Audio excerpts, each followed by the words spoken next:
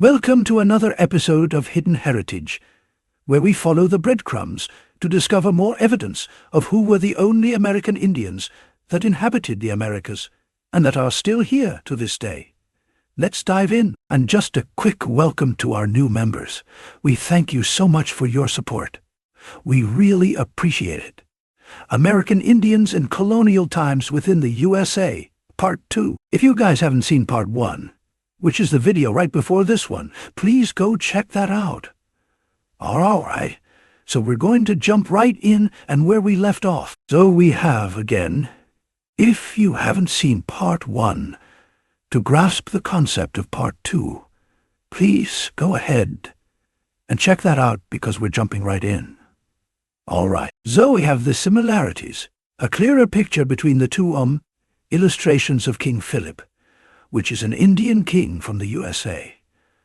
So we're making sure we lock that down, and you see the difference. American Indians in Colonial Times within the USA, Part 2. If you guys haven't seen Part 1, which is the video right before this one, please go check it out, so you can graph the concept of what we're doing right now in Part 2. So we pull up these two pictures, illustrations of Indian kings, specifically Indian King Philip. All right, and we are going to do a breakdown again before we move forward and see right here. The bows on the left side match, the bow on the right side. You see the pointy shoes right here, pointy shoes right here. See the same complexion, skin complexion, and again, the fold right here of the robe is exactly the same. The hand placement is exactly the same. The belt or the sash is placed exactly the same. We have the V, the deep V of the regalia that they are wearing right here on this side, over here. All right. And then again, the features and phenotype are the same as far as the copper color or Indian redskin complexion people from the USA. All right? Right here. And to prove that this is us, right? And not just like a darkened image. Watch how they whitewash this image. All right. So here's the whitewashed image. And again, they don't just lighten the skin. They change the whole demographic. They changed the nose, the eyes, everything. They changed everything, and even the hair. These look like two big braids, braided down the back. All right, no braids over here, and again it's changed the whole demographic. They put the same hand placement, the sash around the waist for the whitewash version, the V wearing the regalia. Check out the fold. The same exact fold, right over here as well to the left. And look at the shoes. Okay. The bow, they put the pointy shoe or just like over here. But again, they change out the entire demographic, lighten the skin. And then it changed out. But these two people are not from the same demographic groups. All right? These two people are from the same demographic group. All right. Wide nose, full lips, wide nose, can't really tell the lips, but just from the overall facial structure and facial features. They are this from the same demographic, not the whitewashed version. All right, so let's go back again. Go watch Part 1 because we're jumping right in. All right, so we're here again. We found something on this page. So we need to address it and go down another rabbit hole process of enslavement warfare, which is why we are prisoners of war, of the processes involved among the English for the acquisition of the Indian slaves. The most productive was that of warfare. With the exception of the Peacock War and the King Philip's War in New England, the Indian wars in the English colonies were confined to the South. As in the south of the USA. Sound familiar? Sound familiar. And there, the greatest number of Indian war captives, prisoners of war, were enslaved. After the Indian Massacre of 1622 in Virginia, there was published in London in the same year a tract titled The Relation of the Barbarous Massacre in Time of Peace and League, treacherously executed by the native infidels upon the English. The 22nd of March, 1622. Right? So they are. The English are upset that they are. People are retaliating against them for trespassing. Shouldn't be trespassing in the first place. But let's continue this. This is not why we are here for exactly. Okay, that is not exactly why we are here. So the general trend of the tract is to show the good that might result to the plantation. We're the only people that was on plantations on planet Earth. All right? From this disaster, number 5 of the possible results reads, because the Indians who before were used as friends may now most justly be compelled to servitude in mines, and the like of whom may be sent for the use of the summer islands. So notice how they tell on themselves because they tried to say the native infidels, the Indians, was attacking them. But it was because they were used as friends. So they double-cross the Indians, and then the Indians get mad and want to claim victim. Okay, so again, who were before used as friends may now mostly just be compelled to servitude in mines, and the like of whom may be sent for the use of the summer islands. So when you think into yourself, if you're in the USA, where are the summer islands? All right, so, okay, so there's a 2 here. Okay, but before we get to the 2, we're going to read the 2. Now, you have the summer islands, and you notice someone clarified what it means. The summer islands, if you look closely here to your right, says W-S-T space I-D. The I right here is missing or faded S in parentheses. And again, we're the only people who were on plantations, and the Indians being sent to the West Indies for to be compelled to servitude. All right, but again, this is not exactly why we are here. Let's keep moving. So number 2 reads quoted in Bannister, British Colonization and Colored Tribes. Colored. So the Indians are colored as in copper-colored Indians, or copper-colored races. And then once you tie the Indian-colored tribes and the West Indies, the Indian servants compelled to servitude or slaves. Let's dive. So here we have a picture, and we zoom in. See what she looks like. Okay. See her dark complexion phenotype and see how nice she's dressed, right? So a colored belle of Puerto Rico. The mixture of African with Spanish blood is not found in all of the people of this island of Puerto Rico. Let me bring it down as strictly in their own society as in any other country. This attractive colored or Indian girl is of the higher type of that race. Are we overstanding and understanding why they classified us so many times up until today? Are we getting it? The land belongs to the Indians, which own everything. They would not. We're going to show you. They would not classify an African as an Indian. They wouldn't classify an African as a Negro. They didn't classify African as colored. They didn't classify African as mulatto. They only did that to the Indians. Let's roll as if we needed more receipts, but we have receipts. All right, the term land grab is to grab land from the Indians and their descendants.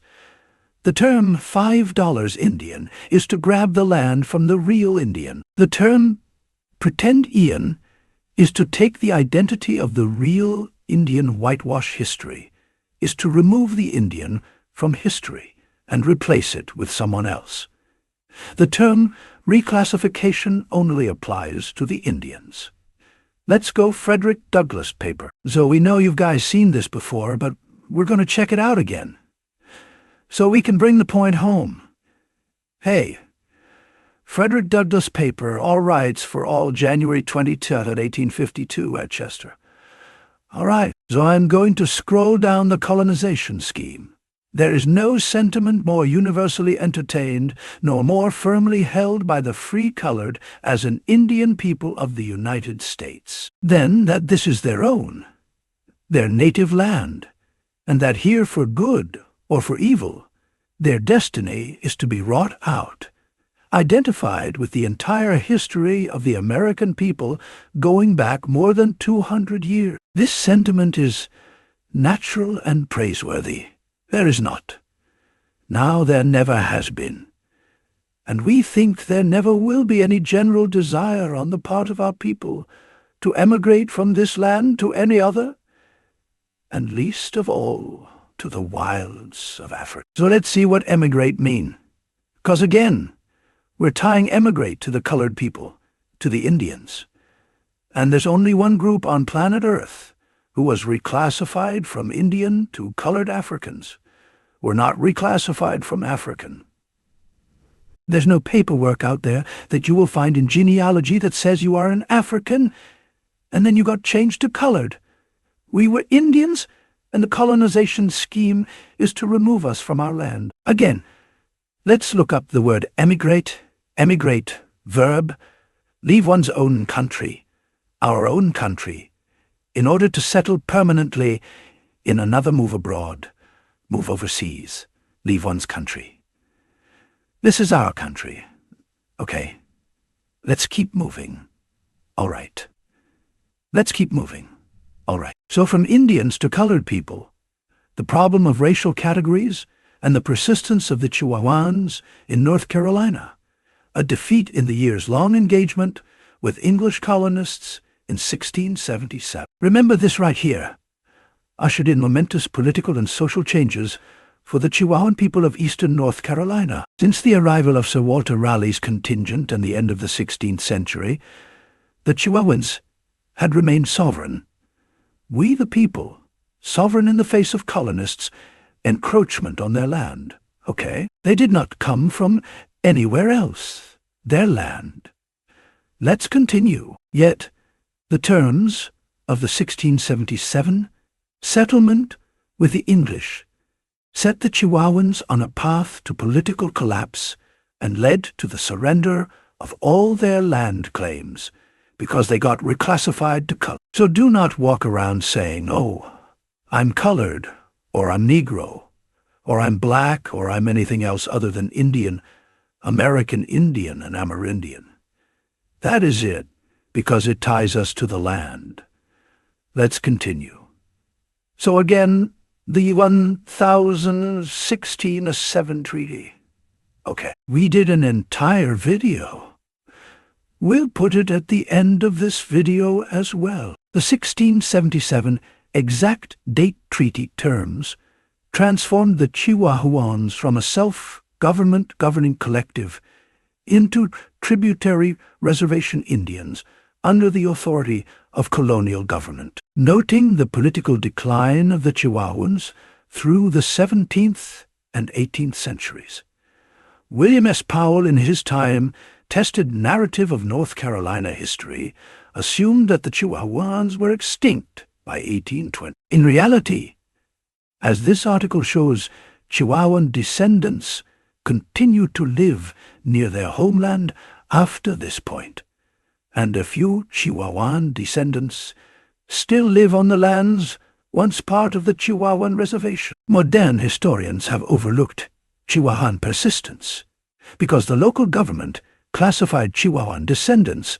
as colored persons instead of Indians. During the late 18th and 19th centuries, since the late 1980s, a small group of scholars has begun to lives of native people documented simply as people of color and connected the histories of people categorized as Indians with those classified as ASSI, colored. Okay, this article builds on that. All right, so here's the kicker. So once we read that the people of color, there's only one group in the entire world who are labeled as people of color. All right, and are colored. Now here's the kicker. You see this number 4 right here. We're going to go down to that and read that very carefully, so we understand the magnitude of reclassification, and why we cannot be calling ourselves anything other than our correct identity. So let's read that. Scholars examining native peoples in other parts of the country. Okay, the Americas have discovered similar reclassification of native peoples from Indian to colored to mulatto, Negro, or other equally ambiguous categories like Black American, like Freedman, like African American. Are we getting it now? There's only one group of people on planet Earth throughout time ever have been labeled Indian to colored mulatto, Negro, or other equally ambiguous categories like Black American, Freeman, or African American. Those equally ambiguous categories are null and void. You see how there's nothing that comes before Indian because this is Indian country. We do not need to pull up a map to show people that a person from Russia is Russian because they are tied to the land. A person from Japan is Japanese because it's tied to the land. A person from Thailand is Thai. Person from Germany is German. And if you translate that, it's called Deutschland. So they are Deutsch people. You see how it makes sense that we are Indian and not anything else. Real quick, if you made it this far into the video, please like the video to get the algorithm going and subscribe. So, we have 3. The Hecocks. You see what they both look like. Richard Hecocks was born in New Milford in 1818. He served in the 29th Colored. Again that word, volunteers. And his name appears on the monument on the New Milford Green. His wife Hannah also was born in New Milford.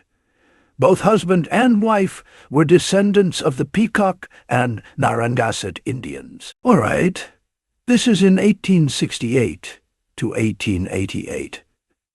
And you see what they look like.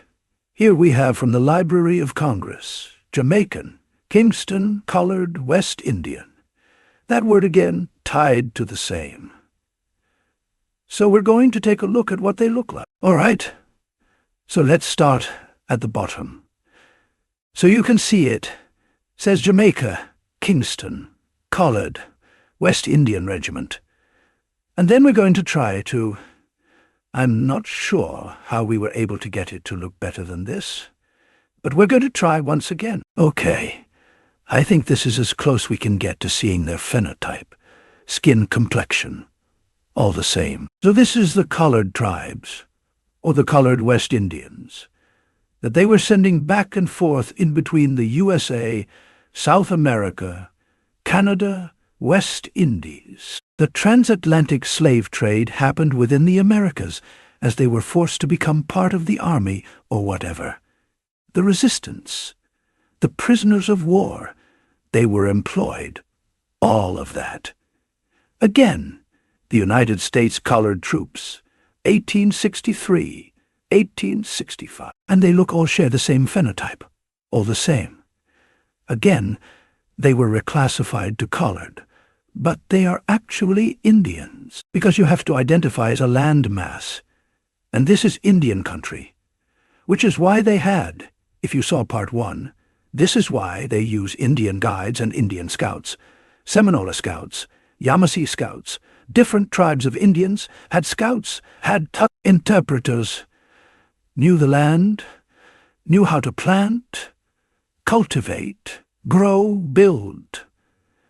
The Indians did that, no one else. All right, so we're going to follow this quick breadcrumb to show how the reclassification led, just like today, leads to very terrible things to the Indians. So we ask, when was Black Wall Street founded? So, we're going to follow the foundations of the Greenwood District in black. Okay, which is Negro in Spanish. All right, so we're on the same page. Black Wall Street were built in the 1830s, when, of course, another ambiguous category, 2 ambiguous categories, right? When American Indians first migrated to Oklahoma, and they were in Indian territory. So why are, quote-unquote, black people or African Americans in Indian territory? All right, so let's run it down.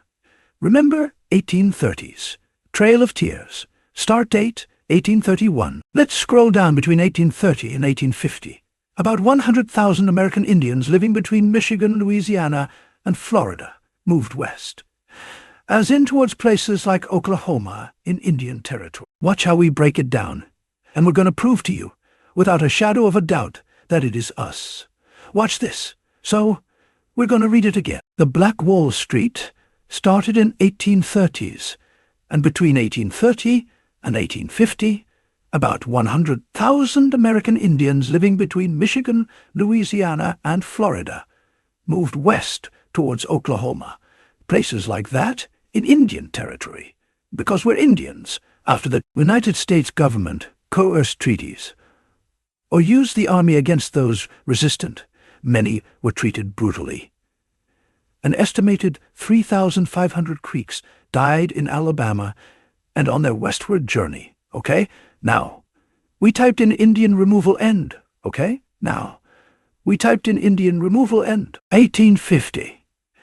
It started in 1830s, as in 1830, 1 or 1830, ended in 1850, that we just read, okay? Seneca Falls Convention, and you're going to look here, the word Indian removal, and you're going to come down here, and you see his facial features, phenotype, skin complexion, best we can tell, his hair, and then you're going to scroll down, and you're going to scroll down, and you're going to see the word right here, Negro Abraham. The Indian removal was about removing us, and simultaneously replacing us. And with the help of Google, again, just a quick reminder, between 1830 and 1850, about 100,000 American Indians living between Michigan, Louisiana, and Florida moved west after the U.S. government coerced treaties or used the U.S. Army against those resistant. American Indians, not to be confused with Native American. Again, we have American Indian Heritage Month, and there's a Native American Heritage Day. There's a huge difference between the two, and they are not interchangeable. Here's why. We have over here a month, and then we have over here a day. A day cannot be swapped out or replaced for a month, or vice versa. So when we see American Indian and Native American, we are American Indian, and we are not Native American. That's all we need to know. We are right here, because once we pulled up the Indian removal end date, they pull up an illustration. Not only that looks like us, okay, but labeled as us the ambiguous category of Negro, which is black. And we are, and we're the only group in the Americas labeled as such, and reclassified as such. Okay, the Indians right here. This Indian right here was removed mainly due to reclassification. It's even broken down a little bit further down here. People also asked, what happened to the Indians in America? The Indian Removal Act. The Indian Removal Act of 1830 was signed into law May 28, 1830, by United States President Andrew Jackson. Right when we were trying to get the Black Wall Street, the Indian Wall Street in Oklahoma and Indian Territory.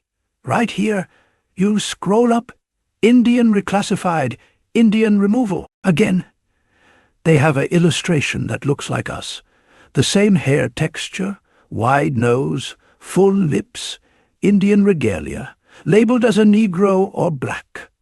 We are the Indians. So watch how they were scheming and tricking us to go after each other. Look, so a later peace arranged by Bienville was no more permanent for in 1711, the Chickasaw at the instigation of the English. So they would just try to set up and double-cross us. Fell upon the Choctaw, and word was brought to Bienville that 300 Choctaw women and children had been carried off as slaves by the Indian allies of the English and Chickasaw. So they were just playing us. Watch this, though. And that the Chickasaw themselves had carried off 150. By 1713, English traders and agents were among Natchez Indians to purchase Indians, whom French accused them of obtaining by exiting the tribe. Let me rephrase, by 1713, English traders and agents were among the Natchez Indians to purchase Indians whom the French accused them of obtaining by exciting the tribes against each other. Okay. That's what they were doing. You're trying to just create a divide and conquer. You know, just trying to confuse us and making up stories and setting us up and all that stuff. Watch this, though. In their relations with the Indians, again, they keep using Indians, right? In their relations with the Indians, the Carolina proprietors appear to have been playing, okay? They've been playing a double game, right? A double crossing. They posed as protectors of the tribes and made treaties to ensure the peace and safety of their allies. Consistently with such action, also they opposed the purchase by the colonists of captives taken in various intertribal difficulties. On the other hand, it was proprietors themselves who gave permission to sell in the West Indies. The Indians. Again, they wasn't selling Africans in the West Indies. They were selling Indians in the West Indies. Okay. And then again, anyone who's referring themselves as an Afro-anything, we've just been brainwashed. You're actually from there. And we're going to have more receipts to even show that. Because we got somebody from, well, just stick around. So who gave permission to sell in the West Indies? The Indian captives taken by the colonists in the wars against the tribes. The distinction, if any, existed between the classes of captives, obtained in various ways, and held as slaves was to find a one for the colonists to appreciate. Hence the purchase and sale of Indians continued. Okay? So let's just listen to this. In short, the whole attitude of the proprietors on the subject came primarily from jealousy for the colonial officials and not from feelings of humanity or sympathy with the Indians.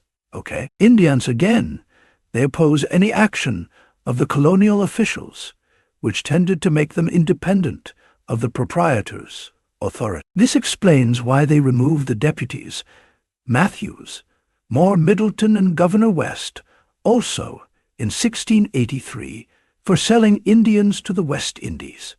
Here's the kicker, so please pay attention news. In fact, had reached the proprietors that the dealers in Indians, so from here, okay, were the greatest sticklers against having the Parliament elected according to the proprietors' instructions.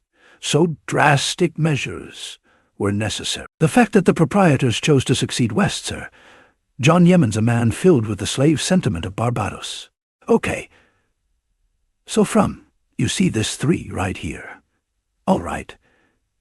And you see this 2 right here. So from news to Barbados is 3. All right? So we're going to read it again. And then we're going to go to 3 news. In fact, had reached proprietors that the dealers of Indians were the greatest sticklers against having the Parliament elected according to the proprietors' instructions. So drastic measures were necessary. The fact that the proprietors chose to succeed West, sir. John Yemen's a man filled with the slave sentiment of Barbados. 3. Old mixing the British Empire in America. Yemen, same guy, prospered so well in the traffic in Negroes again, right?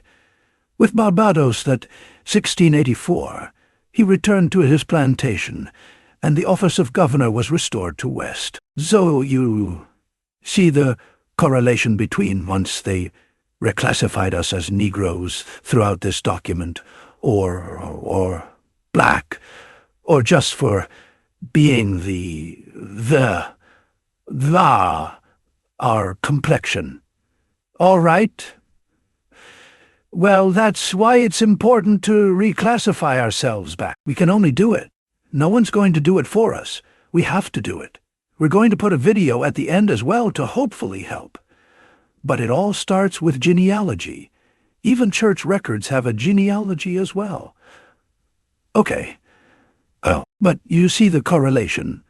The trafficking in Negroes, because they knew who Africans were, and they would not reclassify an African to a Negro in this context. And it's right here. Number 3.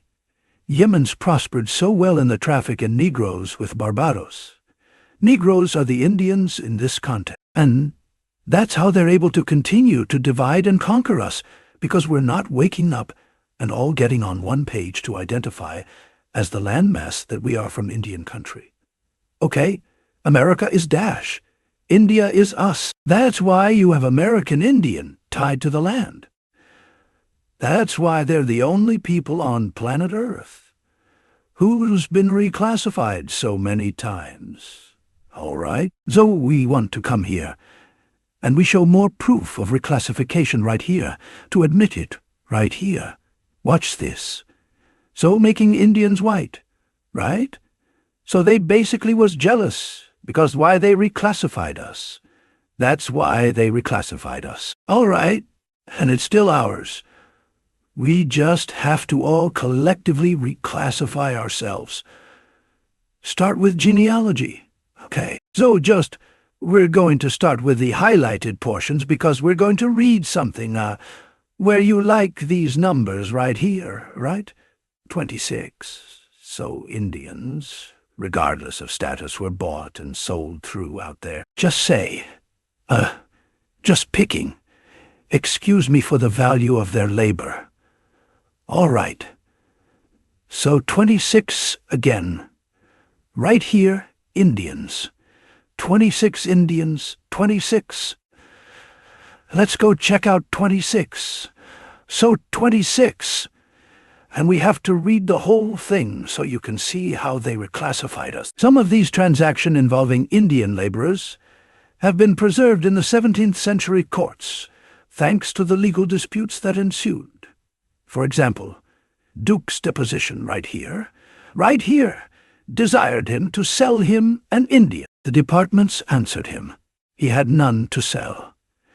And then he desired his department to go with him up to Wicoco and get him an Indian girl, and he would give him consent alterations in Colorado footnote, omitted, reprinted in 4 judicial cases concerning American slavery and the Negro.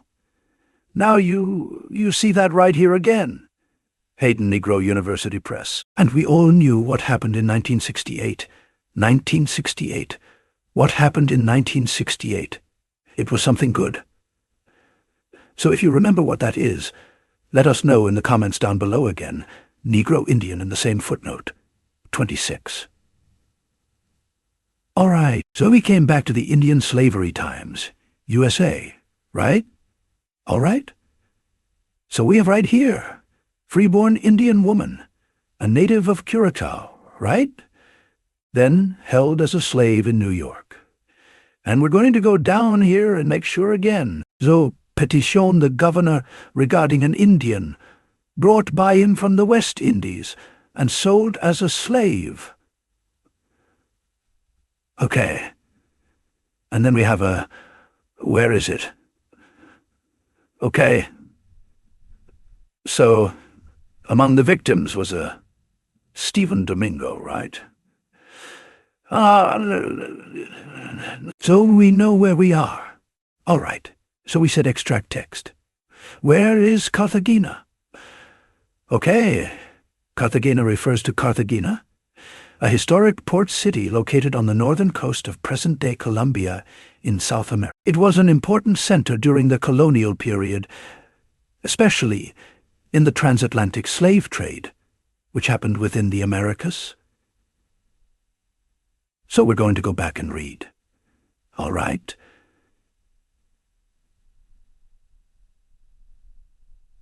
So we're going to get the pointer out. So it says a native of Cartagena, right?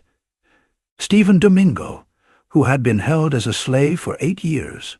Hunter became interested in the matter and wrote to the Board of Trade in 1712 that there was a Spanish Indians, right? The Spanish conquered the Indians in the New York, who had been unjustly kept there in slavery for many years. He discovered that in Hosea and 1 John, both held as slave and both engaged in the slave conspiracy of 1712, were brought to the New York as prisoners of war taken from a Spanish vessel. Again, He was an Indian taken from a Spanish vessel by a privateer. That day were Spanish-American Indians. Okay. So he's not from Spain. He's from Colombia. All right, South America. So this American Indian and subjects of the King of Spain sold their slave in New York and kept in bondage for 6 or 7 years by reason of their color, which is swarthy. So again, the folks in Colombia as well, who are erroneously being referred to, and some of them call themselves like Afro-Colombian or Afro-Latina or Afro-Latina. What we keep finding again, the transatlantic slave trade would happen within the transatlantic slave trade would happen within Americas. That's what we keep finding, and that's why we say the genealogy is the key to unlock it. But again, they were just gone by reason of color, which is swarthy. So let's look up swarthy to make sure who they're talking about. So we looked it up in the etymology or etym online. Swarthy or dark-colored or tawny, especially in reference to skin. Keep going, keep going, keep going, black. Okay, so when we're talking about, and if you're talking about the Spanish, so this would be a Negro. Okay. However, they were reclassifying us, you know, and making us a prisoners of war. Okay. Then you come down here again, dark-colored black, and then some more derogatory stuff under there that I won't read. Okay. And then it says reference to skin color of persons. And then we're going to show you one more thing that tie it down to the Indians. All right. So we make our way here to a German website, and we scroll down, and we see the reference or the porcelain, and we see Indian. All right. And then we come down here. You see the price, right? You see the price 500 started at €500 results. 620 euro. All right, so this ties to us person of color, because there'll be no 1 foot of distance for the folks that, oh, Indians are in India, right? There's not even one person in Hindustan throughout time was ever labeled as a person of color. All right, so this is clearly referring to the people in the Americas. And then you see here a polychrome depiction of a person of color in traditional costume. Traditional, that is ours. That is synonymous with Indian regalia and Indian attire. And here's some angles. Scroll in our phenotype, our hair, skin complexion, body type. Okay. And here again, Indian with the feather headdress, kilt around the waist, the ornaments or bracelets or pearls around the arm, etc. But again, the identity matches the skin complexion, the phenotype, all that good stuff. Eugenics as Indian removal, socio-historical processes, and the deconstruction of American Indians in the Southeast. So we come here. The point is to try to erase us or remove us, right? And then we see the native peoples throughout the Southeast come down. Many of the Southeast Indians were increasingly constrained by a society that refused to recognize them as anything other than black or Negro. Following the Racial Integrity Act of 1924, nonsense, with Walter Placker, right? So that's the way you have the Negroes, black or swarthy, right? Or colored or mulatto. The Indians just follow the breadcrumbs. Thank you so much for watching. We really appreciate it. If you haven't done so already, please like, share, subscribe, comment your thoughts down below, and don't forget to turn on post notification so you'll be informed about our next upcoming episode. Please take care of yourself. Please take care of each other. Much love and adoration, American Indians. Peace.